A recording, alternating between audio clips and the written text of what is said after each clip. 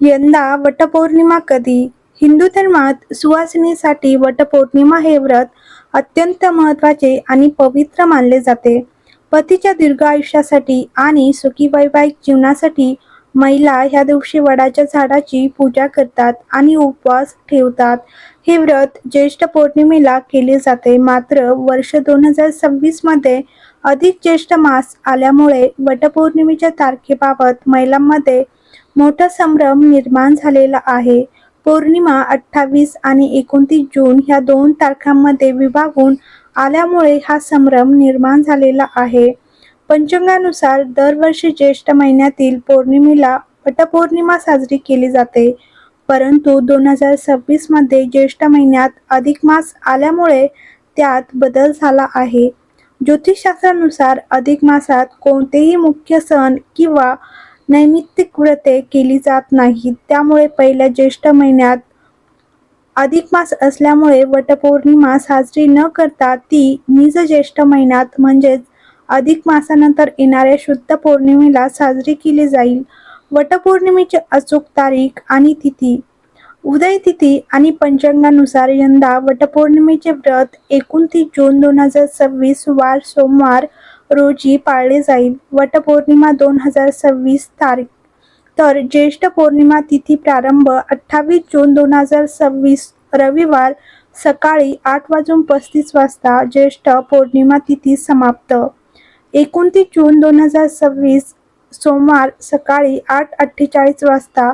उदय तिथीनुसार ज्येष्ठ पौर्णिमा 29 जून रोजी असल्यामुळे यंदा वटपौर्णिमा वार सोमवार 29 जून 2026 रोजी साजरी केली जाणार आहे. वटपौर्णिमा पूजेचे शुभ मुहूर्त. तर 29 जून 2026 रोजी वटपौर्णिमेची पूजा करण्यासाठी शुभ वेळ सकाळी 8:55 ते 10:40 अशी आहे. पूजेसाठी लागणारे साहित्य. वडाच्या पूजेसाठी खालील साहित्य सोबत घ्यावेत.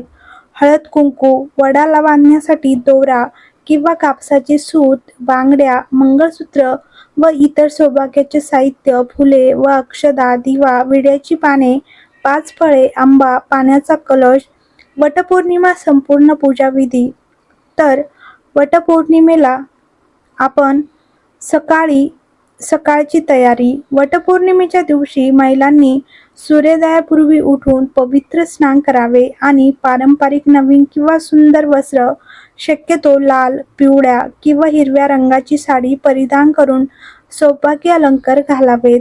व्रताचा संकल्प. पूजेच्या ठिकाणी किंवा वडाच्या झाडाजवळ जाऊन सर्वप्रथम व्रताचा संकल्प करावा. वडाच्या झाडाची पूजा. वडाच्या झाडाच्या मुळाशी पाणी अर्पण करावे. त्यानंतर हळद, कुंकू, अक्षदा, फुले आणि 5 प्रकारची फळे, आंबा, फणस, केळी इत्यादी अर्पण करावीत. सावित्री देवीची पूजा करून सौभाग्य अलंकार अर्पण करावेत. दिव्याने आरती ओवाळावी. सूत गुंडाळणे म्हणजेच परिक्रमा. वडाच्या झाडाला सुती पांढरा दोरा किंवा कच्चा सूत गुंडाळत फेऱ्या माराव्यात आणि प्रत्येक फेरीत पतीच्या दीर्घायुष्याची आणि 7 जन्माच्या साथीची प्रार्थना करावी.